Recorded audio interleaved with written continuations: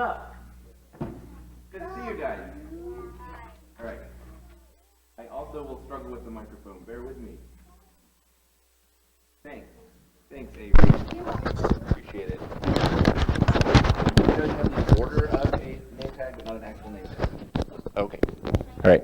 Can you hear me? Yeah. All right. Most people who know me say I don't need the microphone anyway. But for the sake of recording, I'll put it on. How are you guys doing? Having a good youth rally so far? Yeah! You are? Wow, I can tell. That's awesome. Fantastic. Aw, who said that? You're my favorite. If I had a t-shirt, I'd give it to you, but I don't, so. Oh, well, okay.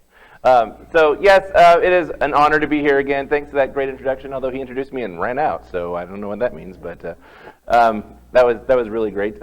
So, yeah, I'm kind of at the point now where Jared doesn't even ask me if I want to speak. He texted me, back in January sometime, said, hey, here's the dates for the youth rally, and then a flyer came out and it had my name and my topic on it. So I was like, I like it. That works for me. If it works for you guys, I love it. So I'm going to continue the theme and say that no, I got the best lesson. It was one of those deals where I saw the flyer and I was like, yes, that's the one that I would want to speak on. That's awesome. So whoever's picking these things, is it you guys this year? Is it all Jared? Yeah, well, whoever it is, that you guys know us well, right? Because you're sending us all the right lessons. Be an anchor. Great topic. First of all, what is an anchor? Yes, ma'am. That is exactly right. She said something that is on a ship that stops the ship from floating off. Yes, sir.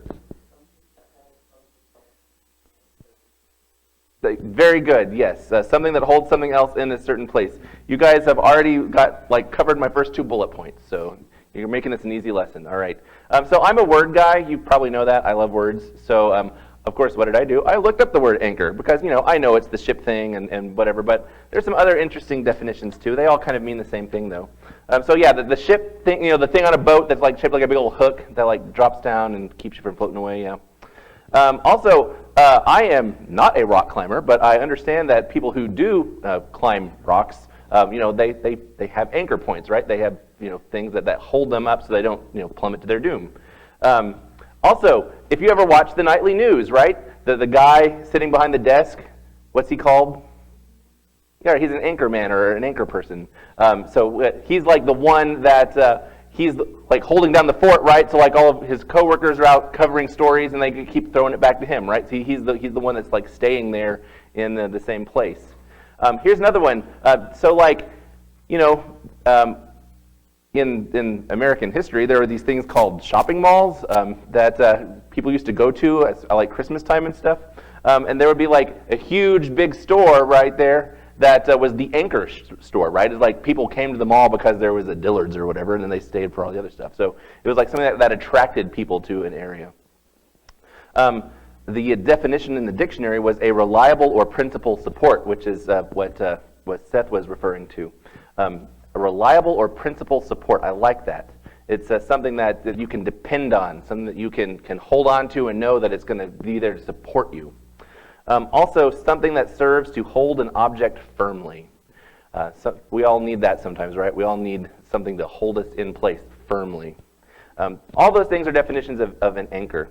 Believe it or not, the word anchor only shows up one time in the King James Bible. That's Hebrews chapter 6, verse 19. If that's a hint if you want to turn there. Hebrews chapter 6, verse 19. The one and only time that we find the word anchor, at least in the King James translation. And actually, if we back it up to verse 18, we'll get a little bit more of the context here. It says that by 2 immutable things in which it was impossible for God to lie, we might have a strong consolation who have fled for refuge to lay hold upon the hope set before us, which hope we have as an anchor of the soul, both sure and steadfast, and which entereth into that within the veil. It says that hope is our anchor. It's the anchor of our soul. It's holding our soul firmly in place. Hope is our anchor. It's both sure and steadfast. Those are things that we really want in anchors, right? If you need something anchoring you, whether you're on a boat or climbing a rock wall, you need it to be firm, right? You need it to keep you where you need to be. What happens if you have a weak anchor? Yes, ma'am. You don't know? How about you? It won't hold, right. Right. Yes, ma'am. It might break. And then what happens to you? You move. You move when you're not supposed to move, right? So again, if you're in a boat, you start drifting.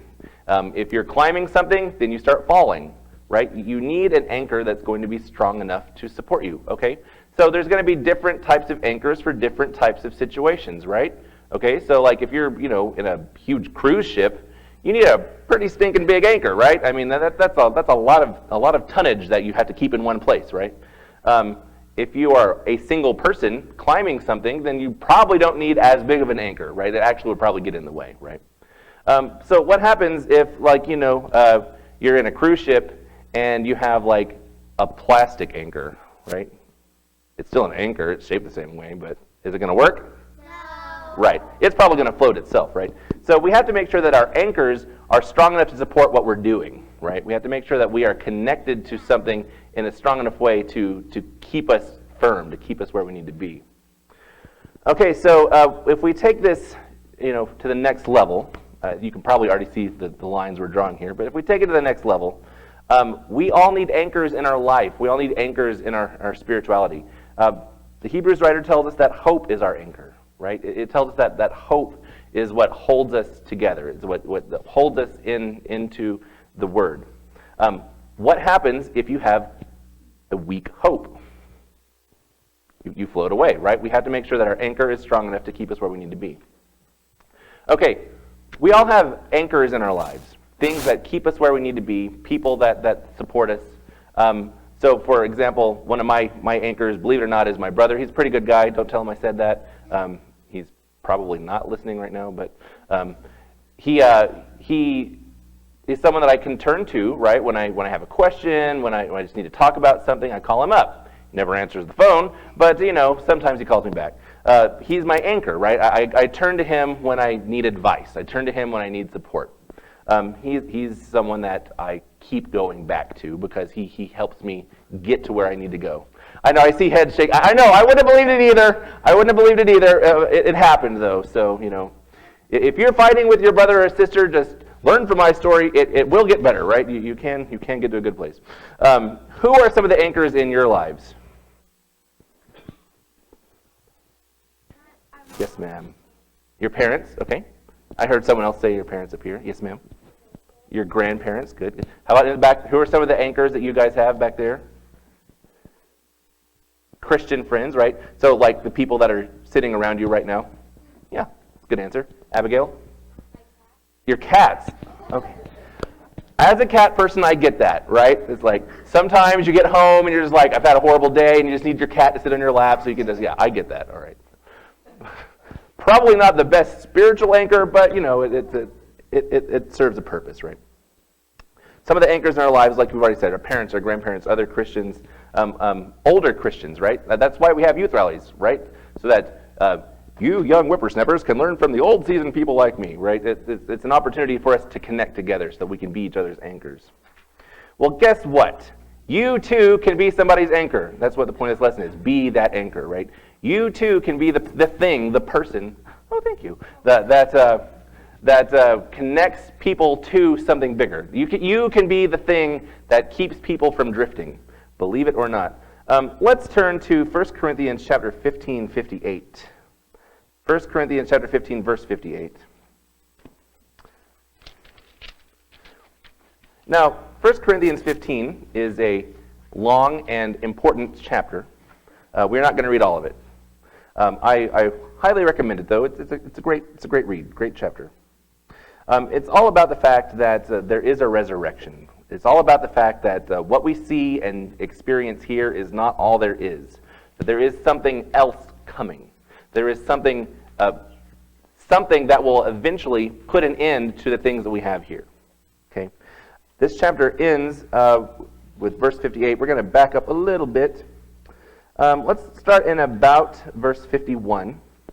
We're not going to take apart every single thing because I know there's some things that could bog us down if we're not careful, but we want to get some idea of the scope here.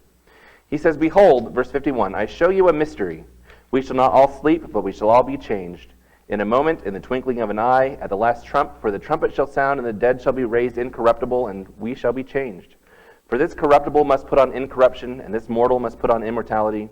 So when this corruptible shall have put on incorruption, and this mortal shall have put on immortality, that what he's saying is that, when we stop being physical people and when we have, the end times, the end day is here, where we're moving on to to our reward, we are going to be spiritual, not physical.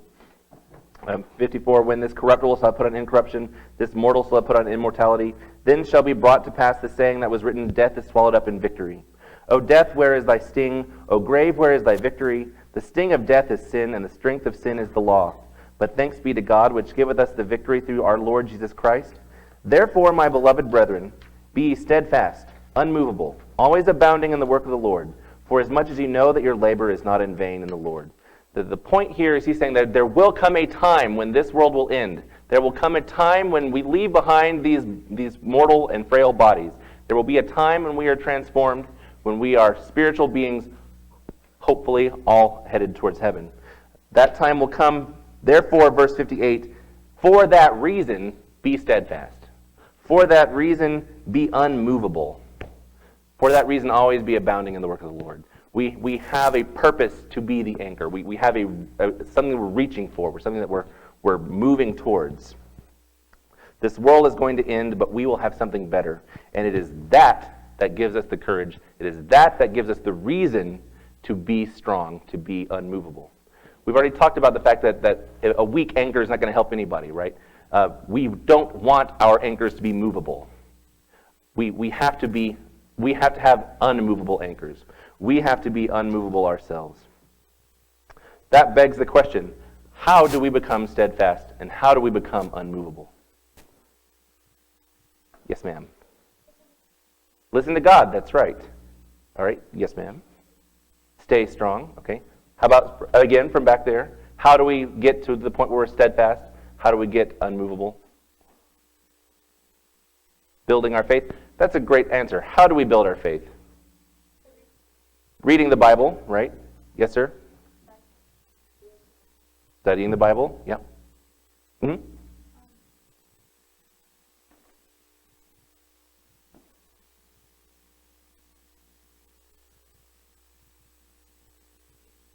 Okay, that's all right. That's everyone's saying the same answer because it is the right answer, right? So you're all good. You're all right. We become unmovable. We become steadfast by studying the Word, by digging into it, by doing things like coming to youth rallies on weekends, right? By spending time with our Christian friends. That's the only way you're going to become unmovable in the Word. That's the only way. It's not going to just happen. It's not going to be because you go to church on Sundays. It's not just going to be because you have parents or grandparents that teach you. It's going to be because you decide to dig in, to be steadfast, to be unmovable. So Hebrews 6:19 says that hope is our anchor, right? Hope is the thing that will keep us strong. We have to have the right kind of hope. We have to have the right hope in the right things, but hope is our anchor. 1 Corinthians 15:58 says that hope gives us a reason to be an anchor, right? It's the hope of eternity. It's the hope of heaven, 1 Corinthians 15:58, that says we can be unmovable, right? There are a lot of passages that use images like this throughout the Bible, right? They don't always use anchors, but there's a lot of passages that talk about being strong, being unmovable. Let's look at a couple of them. Psalm 1 comes to mind. That is the very first chapter of the book of Psalms. It says, "Blessed is the man that walketh not in the counsel of the ungodly, nor standeth in the way of sinners, nor sitteth in the seat of the scornful. But his delight is in the law of the Lord, and in his law doth he meditate day and night. He shall be like a tree planted by the rivers of water, that bringeth forth his fruit in his season. His leaf also shall not wither, and whatsoever he doeth shall prosper. The ungodly are not so, but are like the chaff which the wind driveth away." So here we have an image. Again, it's not an anchor, but it's the same concept, right? It's a tree that's planted, that's strong, that has deep roots, that is growing, that's not going anywhere, right? The tree is unmovable. The tree is steadfast.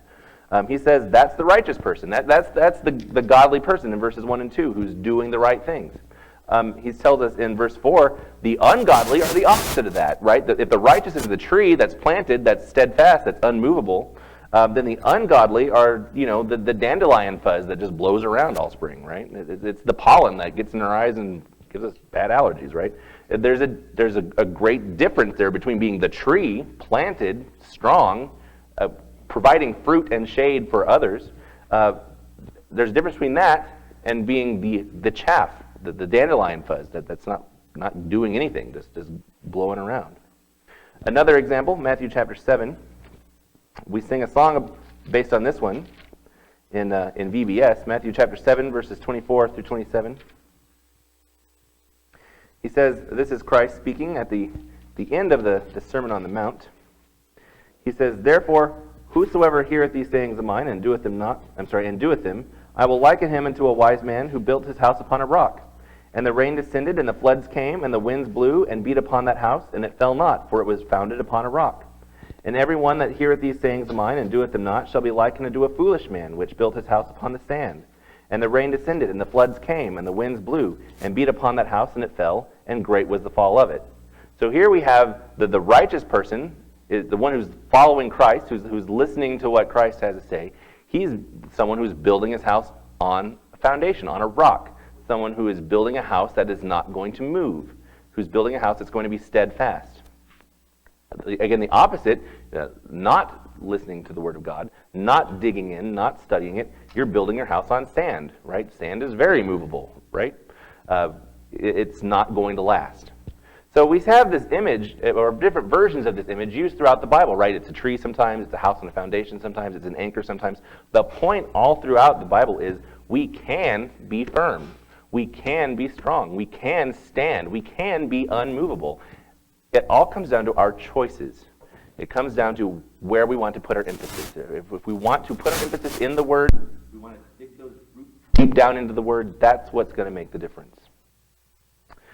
We can be solid. We can know the truth, we can stand in it, and we can know that we are right.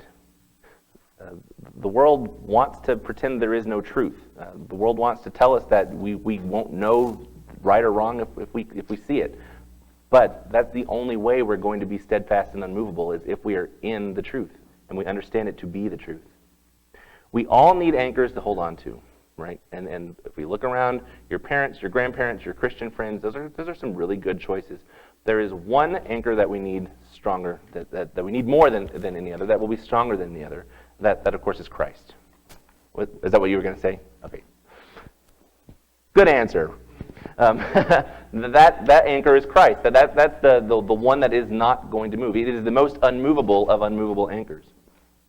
But here's the thing, guys, and here's the point of the topic this afternoon, this morning, is that we can be the anchors that other people hold on to, but we're only going to be as good of anchors as our own anchors, right? You can't be a good anchor for somebody else if you are not grounded yourself. Right? You have to be in the Word yourself before you can help somebody else. We're all growing together. I'm not saying that there's a point where suddenly you're more qualified to help someone. I am saying that we have to realize it goes both ways. We have to be rooted, we have to be grounded, we have to be anchored ourselves if we're going to be effective anchors to somebody else. Be someone that your friends can count on to know the Bible. That's both your Christian friends and your non-Christian friends. Be the one that they know they can ask biblical questions of, right? How many of you guys have had that experience in school or at work where people know that you know the Bible? Raise your hand. That ever happened to you? Where people say, "Hey, I had a coworker one time say, I saw this sign on this church as I was coming into town, and it had the scripture reference. I don't know what it means. What was that about?" She knew she could ask me that question. That's kind of a scary place to be, but it's the place you want to be. Be that person that your friends know they can ask the Bible questions of. Be the person that your friends can count on to do the right thing no matter what.